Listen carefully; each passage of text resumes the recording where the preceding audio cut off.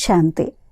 ఈరోజు 8/5/26 మే 8వ తేదీ బాబా యొక్క సాకార రూపంలోని మధురమైన మహావాక్యాలని విందాము. మధురమైన పిల్లలు, ఇప్పుడు మీరు శూద్ర వంశం నుండి వెలువడి బ్రాహ్మణ వంశంలోకి వచ్చారు. తండ్రి బ్రహ్మ నోటి ద్వారా మిమ్ములను దత్తత తీసుకున్నారు కనుక ఇదే సంతోషంలో ఉండండి. ఇప్పుడు మీరు శూద్ర వంశం నుండి వెలువడి బ్రాహ్మణ వంశంలోకి వచ్చారు. తండ్రి బ్రహ్మ నోటి ద్వారా మిమ్మల్ని దత్తత తీసుకున్నారు కావున ఇదే సంతోషంలో ఖుషిలో ఉండండి. ఈరోజు ప్రశ్న, ఏ నిగూఢ రహస్యాన్ని బ్రాహ్మణ కులంలోని పిల్లలే అర్థం చేసుకోగలరు? ఏ రహస్యం అది? బ్రాహ్మణ పిల్లలు మాత్రమే అర్థం చేసుకోగలిగేది. జవాబు, నిరాకార శివబాబా మా తండ్రి, ఈ బ్రహ్మ మా తల్లి. నిరాకార భగవంతుడు మాతా పిత బంధు సకునిగా ఎలా అవుతారో ఈ గుప్తమైన గుహ్య రహస్యాన్ని బ్రాహ్మణ కులంలోని పిల్లలు మాత్రమే అర్థం చేసుకోగలరు. అందులో కూడా దైవీ కులంలో ఎవరైతే ఉన్నత పదవిని పొందేవారుగా ఉంటారో వారే ఈ రహస్యాన్ని యథార్థంగా అర్థం చేసుకుంటారు. ఓం శాంతి. పిల్లలు కూర్చొనున్నారు. మా బాప్ దాదా వచ్చి ఉన్నారని భావిస్తున్నారు. తండ్రి దాదాతో కలిసి ఉంటారు కనుక బాప్ దాదా వచ్చారని అంటారు. వారు టీచర్ కూడా అయ్యారు. తండ్రి దాదా లేకుండా ఏది చెప్పలేరు. శివబాబా తండ్రి దాదా బ్రహ్మ బాబా లేకుండా ఏం చెప్పలేరు. బుద్ధి పని చేయాల్సి ఉంటుంది, ఎందుకంటే ఇది కొత్త విషయం కదా. అజ్ఞాన కాలంలో ఒక్కరినే స్మృతి చేస్తారు. మా గురువు ఫలానా స్థానంలో ఉన్నారని చెప్తారు. వారి శరీరం పేరు తెలుసుకొని ఉంటారు. మా తండ్రి మా తల్లి ఫలానా స్థానంలో ఉన్నారని అంటారు. వారికి నామరూపాలన్నీ ఉన్నాయి. అయితే మనుష్యులు సంక్షిప్తంగా వ్రాసేశారు. మనుష్యులు ఏదైతే తయారు చేశారో అందులో ఏదో ఒక తప్పు ఉండనే ఉంటుంది. త్వమేవ మాతాశ్చ పితా త్వమేవ అని ఒక్కరికే మహిమ ఉంది. బ్రహ్మను కూడా ఇలా మహిమ చేయరు.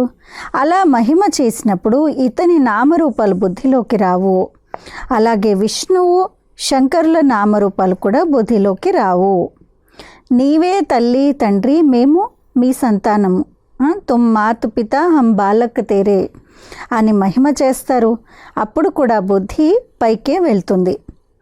కృష్ణుణ్ణి ఎవరూ స్మృతి చేయరు. స్మృతి నిరాకారుణ్ణే చేస్తారు. ఈ మహిమ వారిదే. తండ్రి చెప్తారు, ఇక్కడ కూర్చున్నప్పుడు లౌకిక సంబంధాల నుండి బుద్ధి యోగాన్ని తొలగించి పారలౌకిక తండ్రిని స్మృతి చేయండి.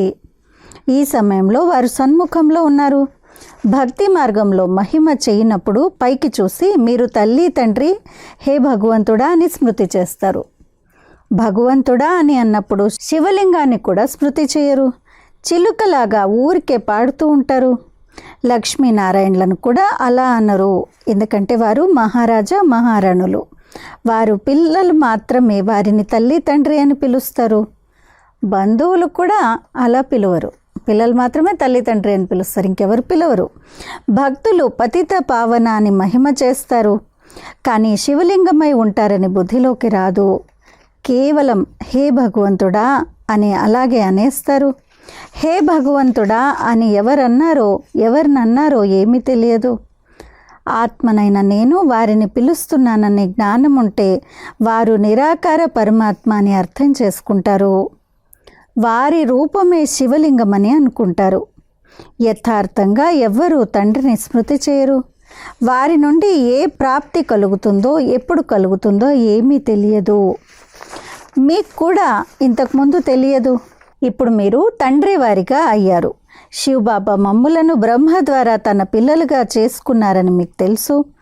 ఈ బ్రహ్మ మీ తల్లి. ఈ బ్రహ్మ తల్లి ద్వారా శివబాబా దత్తత తీసుకున్నారు, అడాప్ట్ చేసుకున్నారు. ఈ సమయంలో మీకు బాగా తెలుసు మేము నిరాకార శివబాబా సంతానమని. సాకారంలో ప్రజాపిత బ్రహ్మ పిల్లలము. ప్రజాపిత బ్రహ్మ ద్వారా మనుష్య సృష్టిని రచిస్తారు. అలాగని ఏదో కొత్త సృష్టిని రచించరు. ఈ సమయంలో వచ్చి ఒడిలోకి తీసుకుంటారు, దత్తత తీసుకుంటారు. ఇప్పుడు వారిని మాతాపిత అని అంటున్నారు కనుక శివుడు తండ్రి అవుతారు. బ్రహ్మ తల్లి అవుతారు. వారిని మాతాపిత అని అంటారు. తండ్రి బ్రహ్మ ద్వారా ఆత్మలైన మీరు నా సంతానమని అంటారు. ఆత్మ అంటే ఏంటో దానిని గురించి ఆత్మకు పరిచయాన్ని ఇస్తారు. ఆత్మ బ్రుకుటి మధ్యలో ఉంటుంది, నక్షత్రంలా ఉంటుందని కూడా అంటారు. ఇంత తప్ప ఆత్మను గురించి ఇంకేమీ తెలియదు. ఆత్మ 84 జన్మలను అనుభవిస్తుందని చెప్పలేరు. ఆత్మ శరీరం ద్వారా పాత్రను అభినయిస్తుంది. భిన్న భిన్న నామరూప దేశ కాలాలలో ఆత్మ ఒక శరీరాన్ని వదిలినప్పుడు పూర్తి పరివారం అంతా మారిపోతుంది. ఎవరైనా దత్తత తీసుకున్నప్పుడు పరివారమే మారిపోతుంది. జన్మనిచ్చిన తల్లిదండ్రులు ఎవరో కూడా తెలిసి ఉంటుంది. అయినా దత్తత తీసుకున్న వారి ఇంటికి చెందిన వారిగా అయిపోతారు. ఇక్కడ మీరు శూద్ర వంశం నుండి బ్రాహ్మణ వంశంలోకి వచ్చారు. బ్రహ్మ తనువు ద్వారా మిమ్మల్ని శివబాబా దత్తత తీసుకున్నారు. మీరు బ్రాహ్మణ కులంలోకి వచ్చేశారు. ఈ విషయాలు శాస్త్రాల్లో వ్రాయబడలేదు. ఇవి అర్థం చేయించడం జరుగుతుంది. వ్రాయడం ద్వారా ఎవరూ అర్థం చేసుకోలేరు. మేము పరంపిత పరమాత్మ సంతానంగా అయ్యామని ఇప్పుడు పిల్లలైన మీకు మాత్రమే తెలుసు. ఇతడు అంటే బ్రహ్మ తల్లి అయ్యారు. బ్రహ్మను ప్రజాపిత అని అంటారు. ఇతని ద్వారా పిల్లలైన మిమ్మలను దత్తత చేసుకుంటాను. ఇవెంత గుప్తమైన విషయాలు, సన్ముఖంలో తప్ప ఎవరు అర్థం చేసుకోలేరు.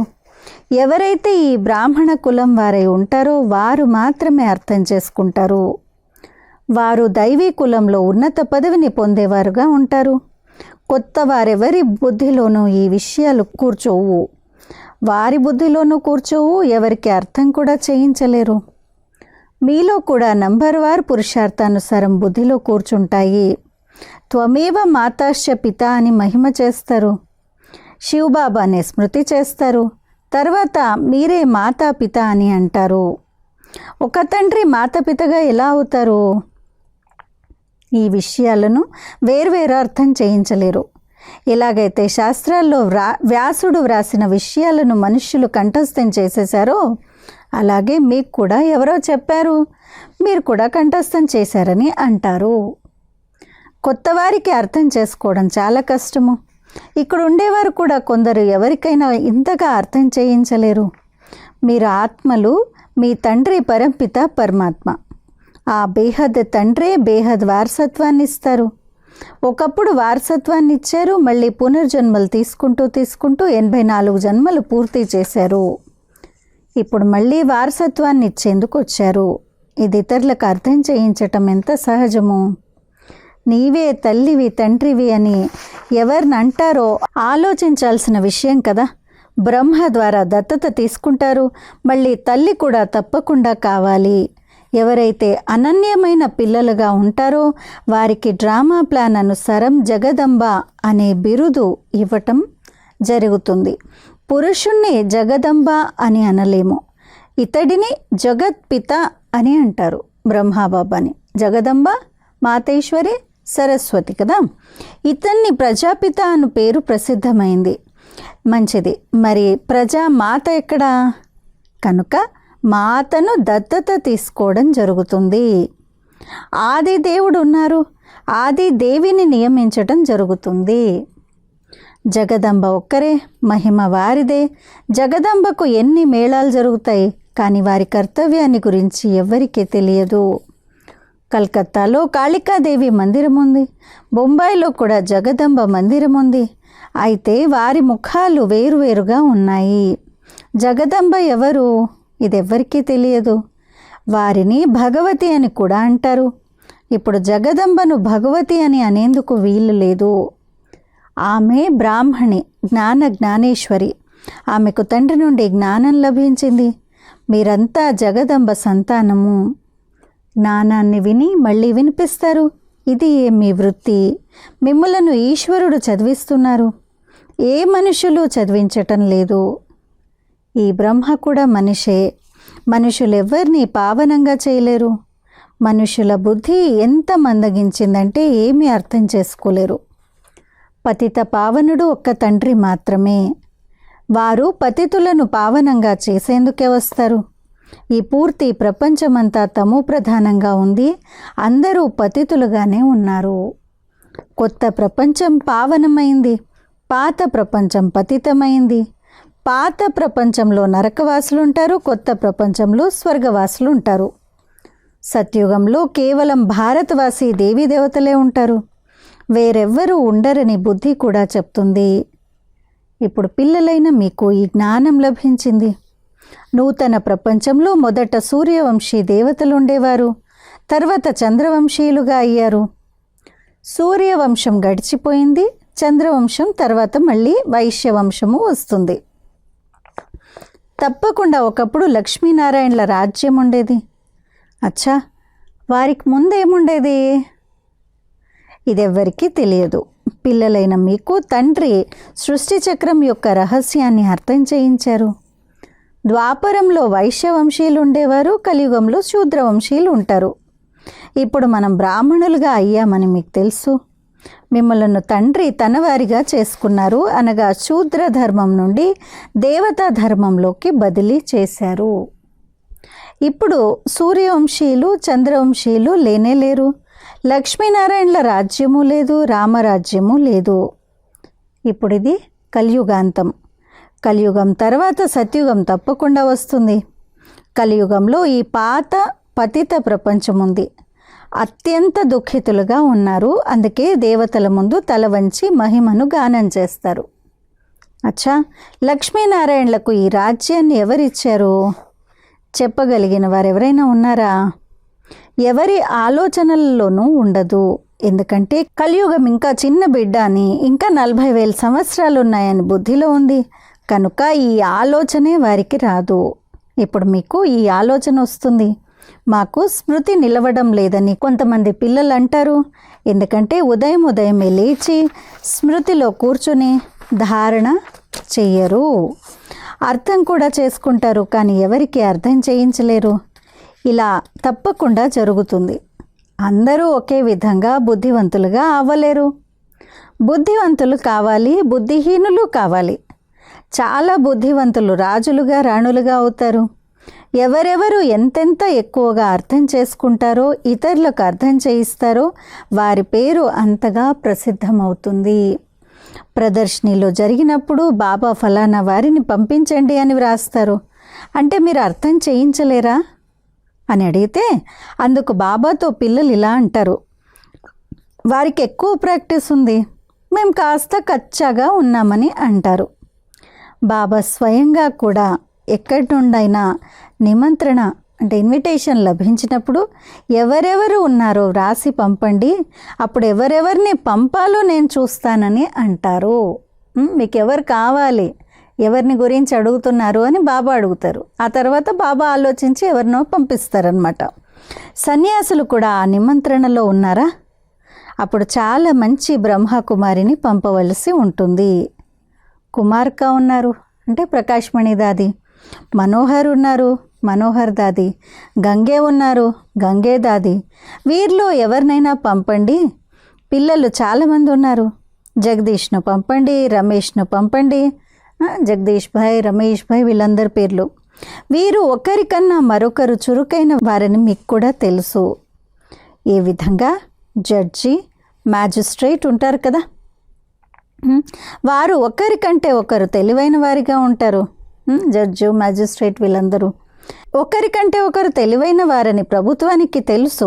అందుకే కేసు ఒకరి తర్వాత ఒకరికి బదిలీ అవుతుంది. తర్వాత హైకోర్టుకి వెళ్తుంది, తర్వాత దానికన్నా పైకి వెళ్తుంది. వారు కూడా తీర్పు సరిగ్గా ఇవ్వలేదంటే మళ్ళీ దానికన్నా పైకి వెళ్తారు. వారిపై మీరు దయ చూపండి అని అడుగుతారు. ఇప్పుడు ఈ విషయాలన్నీ ఇక్కడే జరుగుతాయి. సత్యత్రేతాయుగాల్లో ఇవన్నీ ఉండవు. మళ్ళీ ద్వాపర యుగంలో రాజా రాణుల రాజ్యం ఉంటుంది. అక్కడ మహారాజా మహారాణులే కేసులు సంభాళిస్తారు. కేసులు కూడా కొన్నే ఉంటాయి. ఇప్పుడు తమో ప్రధానులుగా పతితులుగా ఉన్నారు కదా, కనుక చక్రవర్తి వద్దకు కేసు వెళ్ళినప్పుడు కొద్ది శిక్ష విధిస్తారు. కఠినమైన తప్పు జరిగినప్పుడు కఠినమైన శిక్షను వేస్తారు. ఇక్కడ న్యాయాధీశులు, న్యాయవాదులు చాలామంది ఉన్నారు.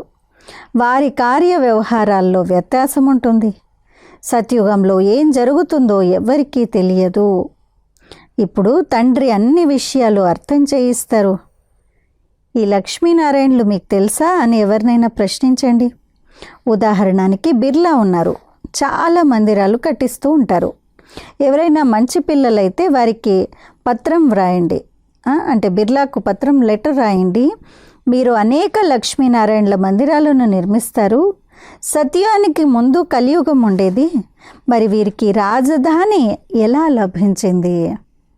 కలియుగంలో ఏమీ లేదు. దేవతలు ఎవరితోనూ యుద్ధం చేసి ఉండరు. యుద్ధం ద్వారా ఎవ్వరూ విశ్వానికి యజమానులుగా అవ్వలేరు. విశ్వాధికారులుగా ఉండిన ఈ లక్ష్మీనారాయణల చిత్రాలు ఇక్కడ పెట్టబడి ఉన్నాయి. ఇప్పుడు ఇది కలియుగము. ఇక్కడ ఆయుధాల ద్వారా యుద్ధాలు జరుగుతాయి. క్రైస్తవ ధర్మం వారు పరస్పరం ఒకటై ప్రేమతో వ్యవహరించినట్లయితే విశ్వాధికారులుగా అవ్వగలరని తండ్రి చెప్తారు. కానీ ఈ లక్ష్మీనారాయణలే విశ్వాధికారులుగా అవ్వగలరు. వీరు పరస్పరం ఒకటైతే యజమానులుగా అవ్వగలరని బుద్ధి చెప్తుంది. కానీ సత్యుగంలో ఎవ్వరు రాజులుగా రాణులుగా అవ్వలేరు. డ్రామాయే ఇలా తయారు చేయబడి ఉంది. ఇప్పుడు మనం మళ్ళీ యోగ బలం ద్వారా స్వర్గ వారసత్వం తీసుకుంటున్నామని, కల్పక్రితం కూడా సంగమయుగంలో తండ్రి నుండి పదవిని పొందామని, 84 జన్మలు పూర్తి చేసి మళ్ళీ వారసత్వాన్ని తీసుకుంటున్నామని మీరు అర్థం చేయించవచ్చు. అచ్చా, మీఠే మీఠే सिक्की लदे बच्चों प्रति माता पिता बाप दादा का याद प्यार और गुड मॉर्निंग. रूहानी बाप की रूहानी बच्चों को नमस्ते. हम रूहानी बच्चों की रूहानी माता पिता बाप दादा को याद प्यार गुड मॉर्निंग और नमस्ते. ధారణ కొరకు ముఖ్య సారము. మొదటి పాయింట్, స్వయంలో ధారణ చేసేందుకు, ఇతరులచే చేయించేందుకు ఉదయమే లేచి తండ్రి స్మృతిలో కూర్చోవాలి. ఏం అర్థం చేసుకున్నారో దాన్ని ఇతరులకు అర్థం చేయించే అభ్యాసం చేయాలి. 2, లౌకిక సంబంధాల నుండి బుద్ధియోగాన్ని తొలగించి ఒక్క పారలౌకిక తండ్రిని స్మృతి చేయాలి. తండ్రి నుండి ఏ జ్ఞానం అయితే లభించిందో అది విని అందరికీ వినిపించాలి. ఇదే మీ కర్తవ్యము. ఈరోజు వరదానము, దృష్టాంత రూపభవ, ఎగ్జాంపుల్ అవ్వండి అని. ఇముడ్చుకునే శక్తి ద్వారా ఏకమతం యొక్క వాతావరణాన్ని తయారు చేయు దృష్టాంత రూపభవ. ఇముడ్చుకునే శక్తి ద్వారా ఏకమతం యొక్క వాతావరణాన్ని తయారు చేయు దృష్టాంత రూపభవ. ఎవరైతే ఒకే రకమైన మణులుగా ఉన్నారో, ఒక్కరి లగ్నంలో మరియు ఏకరస స్థితిలో స్థితమై ఒక్కరి మతాన్ని అనుసరిస్తూ ఉంటారో, పరస్పరం సంకల్పాలలో కూడా ఏకమతం కలిగి ఉంటారో వారే మాలలో కూర్చబడతారు. అయితే ఇముడ్చుకునే శక్తి ఉన్నప్పుడే ఏకమతం యొక్క వాతావరణం తయారవుతుంది. ఒకవేళ ఏ విషయంలోనైనా భిన్నత వస్తే ఆ భిన్నతను ఇముడ్చుకోండి. అప్పుడు పరస్పరంలో ఏకత ద్వారా సమీపంగా వస్తారు. అంతేకాక అందరి ముందు దృష్టాంత రూపంగా, ఎగ్జాంపులరీగా ఉంటారు. స్లోగన్, ప్రతి సంకల్పము, మాట మరియు కర్మలో ఆత్మీయతను ధారణ చేసినప్పుడు సర్వీస్లో ప్రకాశం వస్తుంది.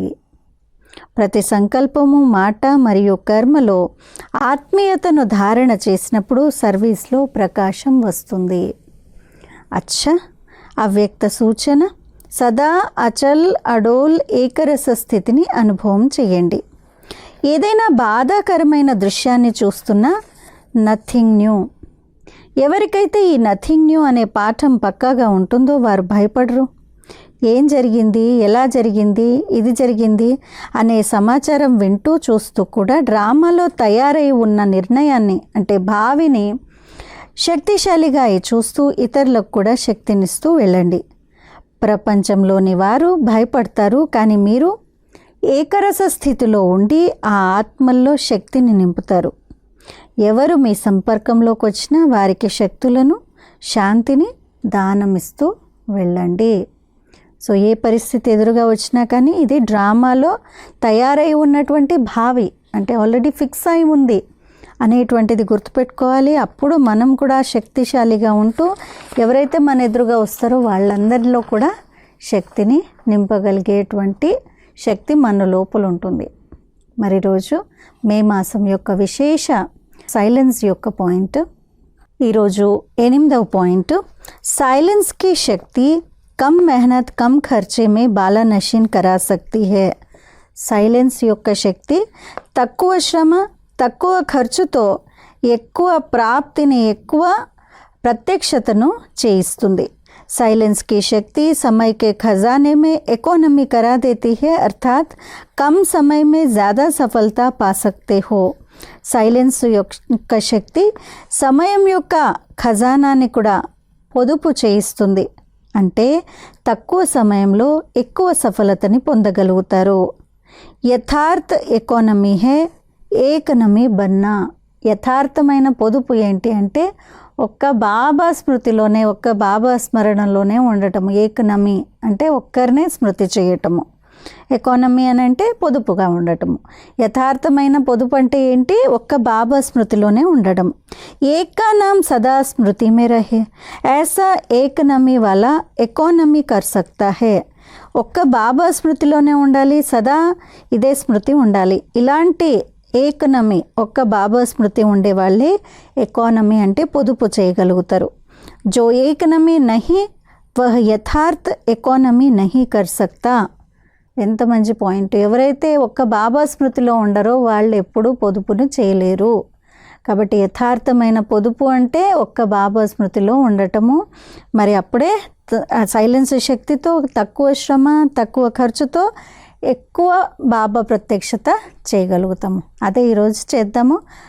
తక్కువ ఖర్చు పెట్టాలి, తక్కువ శ్రమ చేయాలి, కానీ బాబా ప్రత్యక్షత ఎక్కువ జరగాలి. దీనికోసం ఒక్క బాబా స్మృతిలో ఉంటే అన్ని పొదుపులు జరుగుతాయి.